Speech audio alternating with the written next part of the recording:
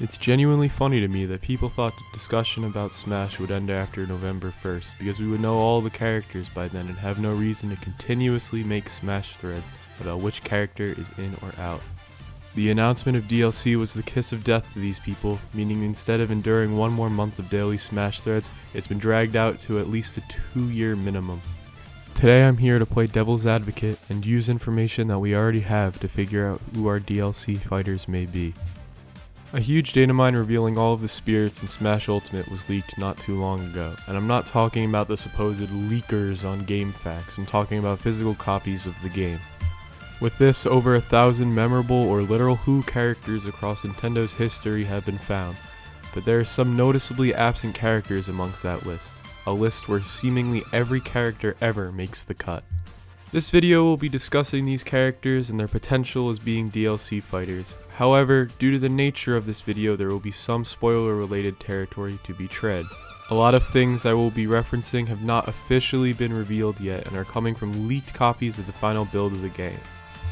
Feel free to skip ahead to the timestamp on the screen to get right into the potential fighters. I would also like to set up some ground rules in advance. This video falls under the assumption that spirits deconfirm characters. There is some constant debate as to whether they do or don't. However, Piranha Plant is the only Mario 1 enemy that is not currently a spirit, giving evidence that this is the case. That being said, Nintendo can pull whatever shenanigans they want, and until we're shown otherwise, this is the way that things are. I'm sorry, D-Bros, maybe next time. I will be enacting something that I will dub as the Piranha Plant Clause, where any argument saying this character would never make it in, and how would this character even function as a fighter, are immediately moot points. Masahiro Sakurai is a crazed psychopath who likes to play God, and there is nothing that he cannot do with the power that is invested within him. Finally, a lot of these arguments come down to X is an important character from the Y series that is missing, so X is confirmed. This is not the case. Other than some specific fighters whom I will be going over first and foremost, this just means that they're possible, not certain. This list is built only upon information we already have, so third parties and currently unrevealed characters are completely unknown, but certainly possible. Please don't get your hopes up for anyone in particular, as all of this is just speculation. After the Grinch leak, I no longer believe in love, and I fear God every day of my life. With that said, let's get right into it. At the forefront of this list is the main antagonist from Earthbound and Mother 3, Pokey Minch, better known as just Porky. Porky was a boss fight back in Brawl, sporting his look from Mother 3, but Porky lost his boss fight in this game. All 15 of the game's bosses have already been revealed with this leak. Porky is not the only character demoted from their boss status in Ultimate. However, every single other boss from Brawl has a spirit, including Fug, who is upgraded into Mega Fug, the final boss of Subspace, Taboo, and even forgettable bosses like Duon. The Mother series has a wide cast of characters in it, with spirits of a plethora of characters, including Ness's dad, aka a phone, and Buzz the Bee from Earthbound, but not having the big bad guy from 2 of the games missing completely makes no sense. The only thing in the game that could be seen as a potential reference to Porky is his absolutely safe capsule. However, this is just an object. Next year is also the 30th anniversary of the Mother series, and in a perfect world we would get Porky alongside some Mother 3 announcement or something, but who knows. With the amount of mother love in Smash 5, with Ness and Lucas's updated attack animations, and Paula, Pooh, Kumatora, and Boney in their final smashes, I feel like if anyone on this list is a lock, it's Porky. My only fear is that there will be DLC bosses, where Porky may be added as one, but that may just be me steeling myself against disappointment, once again. Next up on the list is Sylux from the Metroid Prime series. Although he's not the only Metroid bounty hunter missing out of the bunch, Sylux is arguably the most important out of all of them. Not only this, the coming of Metroid Prime 4 is sooner rather than later, and Sylux is supposedly playing a big role in that game as the villain. I'm nervous because I feel that we did just get a bunch of Metroid representation all at once with Ridley and Dark Samus, but more villains are great, the Prime series is very underrepresented, and plugging the new game would make sense. Not only that, the robot figure Sakurai bought looks strikingly similar to Sylux, but that's just my personal opinion. Following Sylux is Poochie from the Yoshi series. Trust me, it's not as crazy as it sounds. A lot of spirits have categories or sub-series next to their names in their games. Generally, it expands to characters in different costumes or outfits than they're usually in.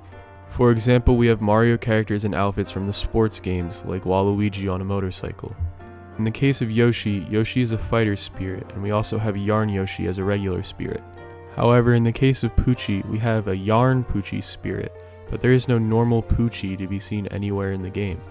This, coupled with Poochie being on the name of the 3DS Woolly World port, the absence of the Woolly World stage from Smash 4, and the upcoming Yoshi game in the next year, I feel Poochie's chances are strangely and unexpectedly high.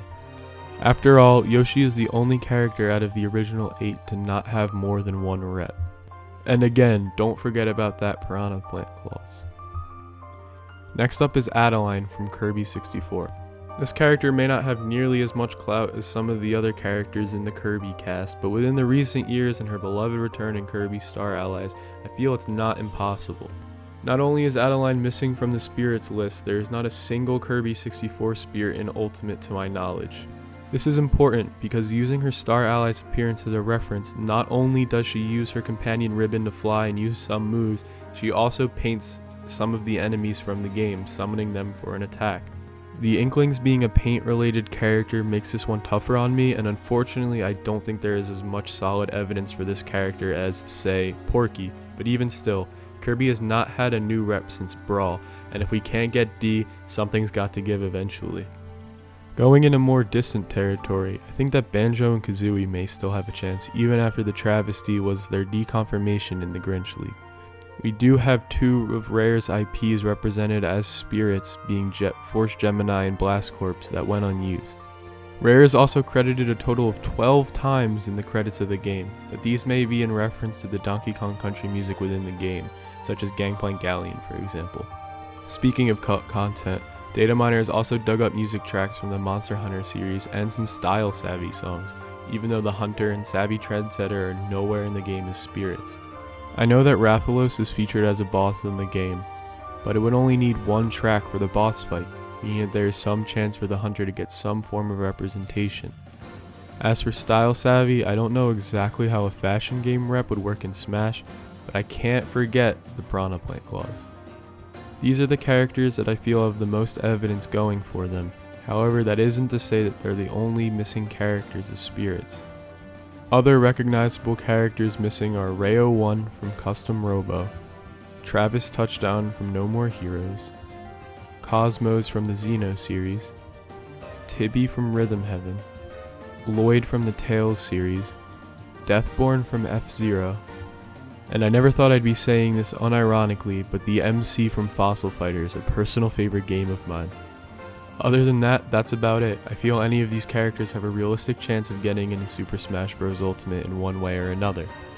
Data miners have found 30 open spaces for DLC, and while this doesn't mean we're going to be getting 30 DLC fighters, I think our chances of a potential Fighter Pass Season 2 is not out the window, similarly to other games like Hyrule Warriors and Fire Emblem.